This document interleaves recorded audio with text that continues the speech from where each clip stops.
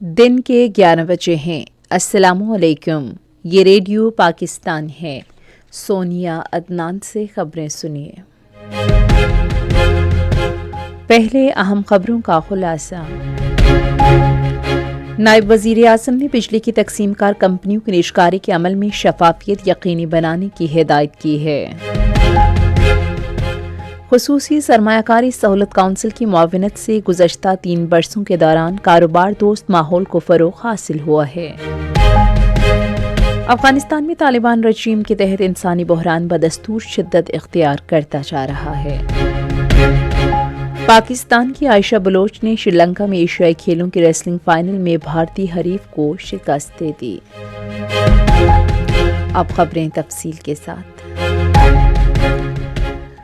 نائب وزیر اعظم اسحاق ڈار نے اسلام آباد میں بجلی کی تقسیم کار کمپنیوں کی نجکاری کی نگرانی کرنے والی رہبر کمیٹی کے اجلاس کی صدارت کی۔ اجلاس کے دوران اسحاق ڈار نے نجکاری کے عمل کے دوران صارفین کے مفادات کا تحفظ، شفافیت اور احتساب یقینی بنانے کے لیے سخت قواعد و ضوابط اور مؤثر نگرانی پر زور دیا۔ کمیٹی نے اس پر اطمینان کا اظہار کیا اور نجکاری کمیشن کو نجکاری کا عمل متفقہ مدت میں مکمل کرنے کی ہدایت کی۔ وزیر مملکت برائے خزانہ و محصولات بلال اظہر کیانی نے کہا ہے کہ حکومت معاشی سرگرمیوں میں سہولت، سرمایہ کاری کی حوصلہ افزائی اور پائیدار ترقی کو فروغ دینے کے لیے متوازن پالیسی طریقہ کار برقرار رکھنے کے لیے پرعزم ہے۔ انہوں نے اسلام آباد میں دراز اور علی بابا گروپ کے نمائندوں کے ساتھ مشاورتی اجلاس کی صدارت کرتے ہوئے کہا کہ آئندہ بجٹ کے لیے زیر غور تمام تجاویز کا جائزہ حکومت کی وسیع تر مالیاتی اور اقتصادی ترجیحات کو مد نظر رکھتے ہوئے لیا جا رہا ہے۔ انہوں نے فیصلہ سازی کے عمل میں مشاورتی اور جامع حکمت عملی اختیار کرنے کے حکومت کے عزم کا بھی اعادہ کیا۔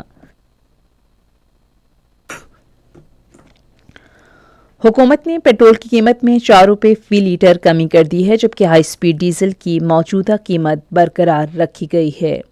وزارت توانائی کی جانب سے جاری کردہ نوٹیفیکیشن کے مطابق نئی قیمتیں آج سے نافذ العمل ہیں۔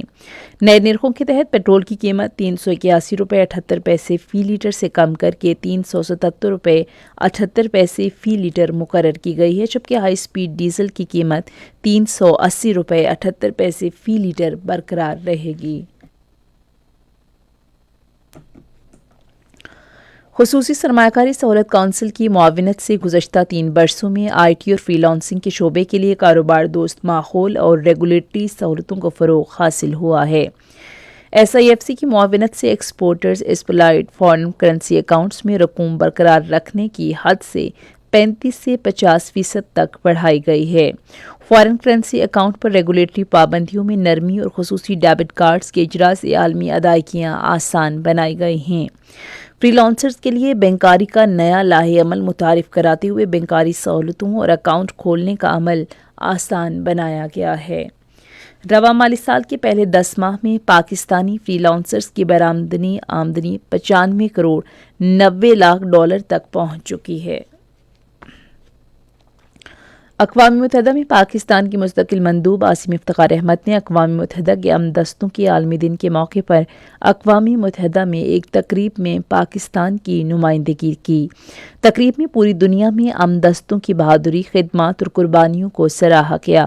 تقریب میں اپنی جانوں کا نذرانہ پیش کرنے والے 68 امن فوجیوں کو بعد از مرگ تمغہ ڈیگ ہم اسکیڈولڈ اور غیر معمولی جرأت کا مظاہرہ کرنے پر کیپٹن میبائی ڈیگونائی میڈل دیا گیا۔ یہ اعزازات اقوام متحدہ کے سیکرٹری جنرل انتونیو گوتریس نے دیے۔ اس موقع پر امن کی راہ میں اپنی جانوں کی قربانی دینے والے امن فوجیوں کی یاد میں 1 منٹ کی خاموشی اختیار کی گئی۔ پاکستان نے کہا ہے کہ اقوام متحدہ کی سلامتی کونسل کی سالانہ رپورٹ 2025 میں جموں و کشمیر اور فلسطین کے مسائل کی مسلسل اہمیت کو اجاگر کیا گیا ہے۔ یہ بات اقوام متحدہ میں پاکستان کے مستقل مندوب عاصم افتخار احمد نے جنرل اسمبلی میں سلامتی کونسل کی سالانہ رپورٹ پیش کرتے ہوئے کہی۔ سفیر نے کہا کہ پاکستان اس امر پر یقین رکھتا ہے کہ جنوبی ایشیا میں پائیدار امن کا قیام جموں و کشمیر کے تنازع کے منصفانہ حل سے مشروط ہے، جو سلامتی کونسل کی متعلقہ قراردادوں اور کشمیری عوام کی خواہشات کے مطابق ہو۔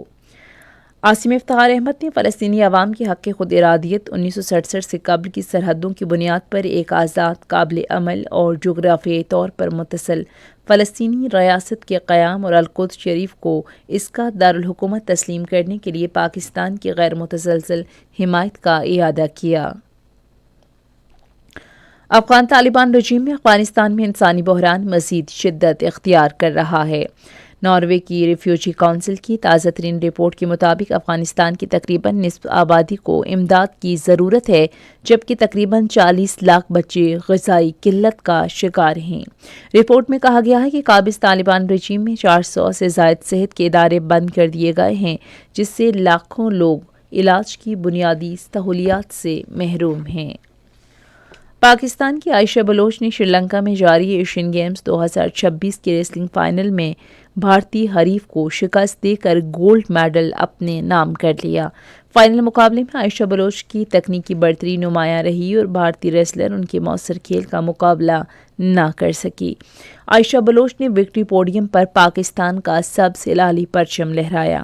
عائشہ بلوچ کی تاریخی کامیابی پر ملک بھر میں جشن کا سماں ہے، جبکہ سوشل میڈیا پر ویڈیوز اور تصاویر وائرل ہو رہی ہیں جنہیں عوام کی جانب سے بھرپور پذیرائی مل رہی ہے۔ اسی کے ساتھ ہی خبریں ختم ہوئیں۔ مزید خبروں اور تجزیوں کے لیے آئیے ہماری ویب سائٹ پر radio.gov.pk اور فیس بک کے link radio Pakistan news official پر براہ راست ویڈیو سٹریمنگ بھی ملاحظہ کیجیے۔